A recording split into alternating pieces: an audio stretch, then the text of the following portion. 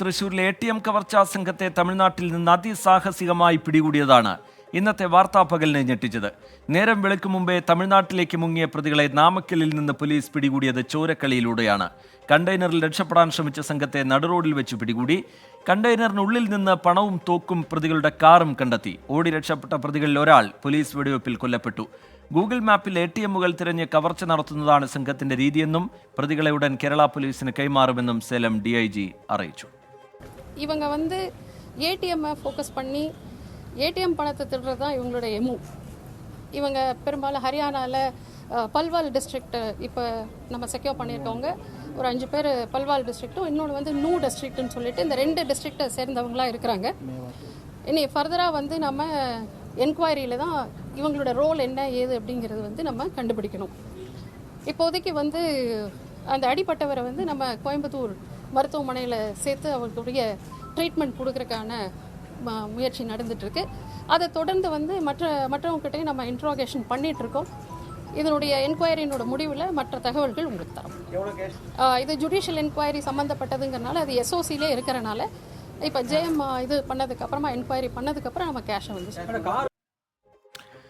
നാമക്കലിൽ നിന്ന് നിഖിൽ പ്രമേഷ് ഏറ്റവും പുതിയ വിവരങ്ങളുമായി ചേരുന്നുണ്ട്. നിഖിൽ, ഇന്നത്തെ ദിവസം പുലർന്നത് തന്നെ ഈ വലിയ കവർച്ചയുടെ വിവരം കേട്ടുകൊണ്ടാണ്, തൃശ്ശൂരിൽ നടന്ന കവർച്ചയുടെ വിവരം കേട്ടുകൊണ്ടാണ്. പിന്നീട് ഈ വാർത്താപകലിൽ അതിസാഹസികമായി തമിഴ്നാട് പോലീസുമായി ഈ പ്രതികളുടെ ഏറ്റുമുട്ടൽ, പിന്നീട് ഒരാൾ കൊല്ലപ്പെടുന്ന സാഹചര്യം, അങ്ങനെ ഇന്നത്തെ വാർത്താ ദിനത്തിൽ നിറഞ്ഞു നിന്നൊരു വാർത്തയാണ്. അതിലിപ്പോൾ ഏറ്റവും ഒടുവിലായി തമിഴ്നാട് പോലീസ് ചില കാര്യങ്ങൾ വ്യക്തമാക്കുന്നുണ്ട്. ഈ സംഘത്തിൻ്റെ പ്രവർത്തനം, മറ്റു കാര്യങ്ങളൊക്കെ കൂടുതലായി അന്വേഷണവും നടക്കേണ്ടതുണ്ട് ചില ഏരിയകളിൽ. എന്താണ് പോലീസ് വിശദീകരിക്കുന്നത്? കേരള പോലീസിന് കൈമാറുന്ന നടപടി ഒരുപാട് വൈകാൻ സാധ്യതയുണ്ടോ നിഖിൽ?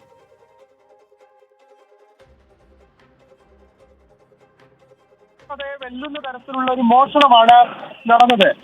തൃശ്ശൂരിൽ 3 ഇടങ്ങളിൽ ഏതാണ്ട് ഒന്നിടവിട്ട സമയങ്ങളിൽ ഇത്തരത്തിൽ മോഷണം നടത്തുന്നു. ആ സംഘം തങ്ങൾ മോഷണത്തിന് ഉപയോഗിച്ച കാറ് കണ്ടെയ്നറിലേക്ക് മാറ്റി അവിടെ നിന്ന് കടന്നു കളയുന്നു. കുമരൻ പാളയം എന്ന സ്ഥലത്ത് വെച്ച് തുടർച്ചയായ വാഹനങ്ങളിൽ ഈ കണ്ടെയ്നർ ഇടിക്കുന്നു. അതിനെല്ലാം ഗൗനിക്കാതെ അവർ കടന്നു പോകുന്നു. അതേ തുടർന്ന് ഈ നാട്ടുകാർ പരാതി നൽകുന്നു. പോലീസ് അവരെ ചേസ് ചെയ്ത് പിടികൂടുന്നു. പിടികൂടിയ സമയത്താണ് ഇവർക്ക് ഈ കണ്ടെയ്നറിനുള്ളിൽ ചില ആളുകളുണ്ട്, അതിനുള്ളിൽ നിന്ന് ശബ്ദങ്ങൾ കേൾക്കുന്നുണ്ട് എന്ന് മനസ്സിലാകുന്നതും കണ്ടെയ്നർ തുറക്കാൻ ആവശ്യപ്പെടുന്നതും. ആദ്യഘട്ടത്തിൽ അവർ അതിന് തയ്യാറാകുന്നില്ല.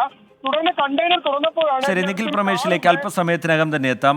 ചെറിയ ചില സാങ്കേതിക പ്രശ്നങ്ങളുണ്ട്, അത് പരിഹരിച്ചതിന് ശേഷം നിഖിൽ തത്സമയ വിവരങ്ങൾ നൽകും.